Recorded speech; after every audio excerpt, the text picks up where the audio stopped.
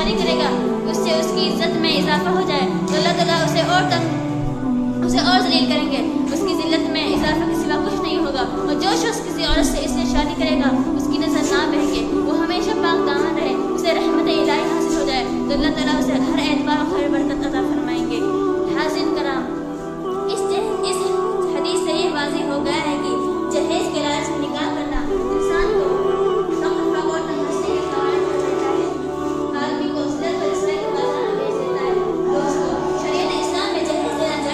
لیکن اس کی حقیقت کو سمجھنا بھی ضروری ہے کہ مذہب اسلام میں جہیز تحفے اور ہدیے کی حیثیت رکھتا ہے.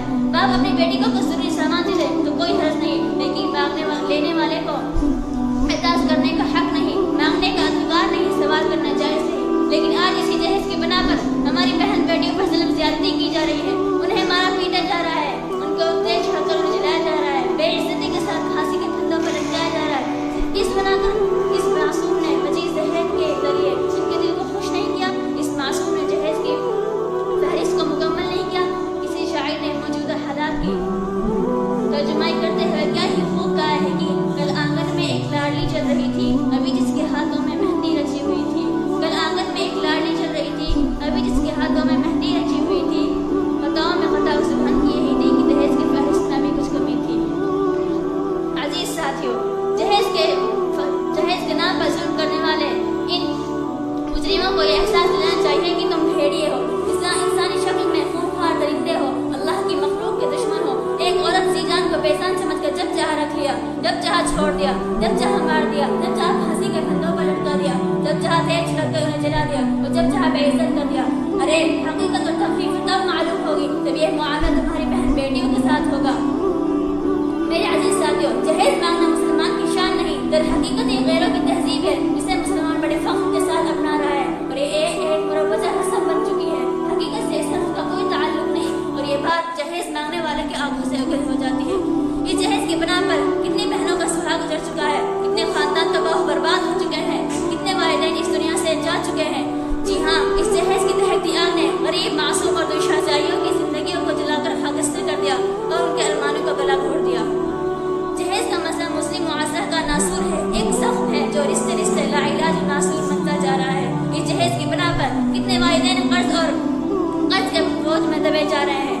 اس جہیز کی بنا پر ان معصوم بچوں کی زندگی عذاب بن چکی ہے. اس جہیز کی بنا پر غریب و رشویوں کے ہاتھ مہندی کے رچے جانے سے محروم ہے. اسی جہیز کی بنا پر اموات و فسادات میں اضافہ ہو رہا ہے. اسی جہیز کی بنا پر مفلوق الحال لوگوں کو کوئی ہاتھ پکڑنے کو تیار نہیں. اسی جہیز کی بنا پر غریب اور معصوم بچیاں کواری رہ کر اپنے ماں باپ کے گھر میں بیواؤں کی طرح زندگی بسر کر رہی ہیں.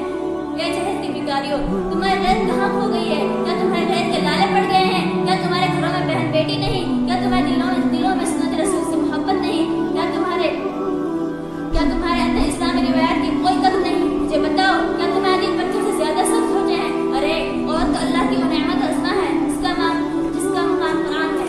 وقرن فی بیوتکن ولا تبرجن تبرج الجاہلیۃ الاولیٰ. کہا آج وہی عورت دفتروں, دکانوں, ہوٹلوں اور شاپنگ سینٹروں میں غیر محرم کے سامنے دو چار ہو رہی ہے. مجھے بتاؤ, اس باپردہ خوشبودار پھول کو گھر سے نکل پر کس نے مجبور کیا؟ لہٰذا تم یہ کہنے پر مجبور ہو جاؤ گے کہ غریب والدین اس بیچارے معصوم کے ہاتھ نہیں رکھ سکے, لہٰذا یہ خود اپنے لیے زامن جہیز تیار کر لیے. شادی کے کچھ ہی چند گزرتے ہیں کہ یہ خبر آنے لگتی ہے کہ جہیز کی وجہ سے اس سسرال والوں نے اس بیچاری کا جینا حرام کر دیا ہے.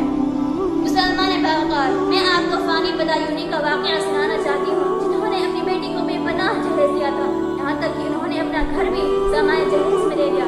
جانتے ہیں کچھ عرصے گزرتے ہیں کہ فانی بدایونوں کو یہ اطلاع ملتی ہے کہ مزید جہیز کے مطالبے کو پورا نہ کرنے کی وجہ سے ان کی پیاری بیٹی کو سسرال والوں نے قتل کر ڈالا. بوڑھا باپ فانی بدایونی اپنے لڑکھڑاتے ہوئے پاؤں لے کر بیٹی کے جنازے کے پاس آ کر غموں کے جذبات میں یہ شعر پڑتا ہے کہ اب آئے یاد آرام جا اسلام مرادی میں, اب آئے یاد آرام جا اسلام مرادی میں, کفن دینا بھولتے ہم بیٹی کو سامان شادی میں.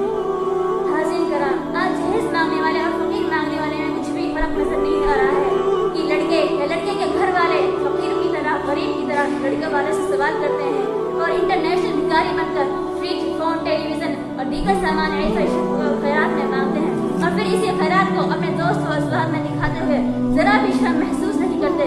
لہٰذا اپنے زبان حال سے کہتے ہیں کہ لڑکی والوں کی جانب سے دی گئی ہوئی خیرات ہے جنہوں نے بے پناہ قرض دے کر ہمارے گھر کو رونق بخشی ہے۔ اے نوجوانوں، تمہیں بھی کیا ہو گیا ہے؟ کیا تمہاری غیر کہاں چلی گئی ہے؟ تم اپنی کمائی سے فریج اور دیگر سامان خریدتے ہو اور جہیز کے نام پر لڑکیوں سے بھیک بھی مانگتے ہو۔ خدارا معصوم و غریب لوگوں پر ظلم نہ کرو ورنہ تمہیں بھی اس کی سزا بھگتنی پڑے گی۔ لہٰذا نکاح کو آسان بناؤ، غیر ضروری رسموں سے نجات دو۔ اللہ سے دعا ہے کہ ہم سب کو سنت کے ساتھ اور بلا جہیز نکاح کرنے اور کرانے کی توفیق نصیب فرمائے۔ وما علینا البلاغ۔ السلام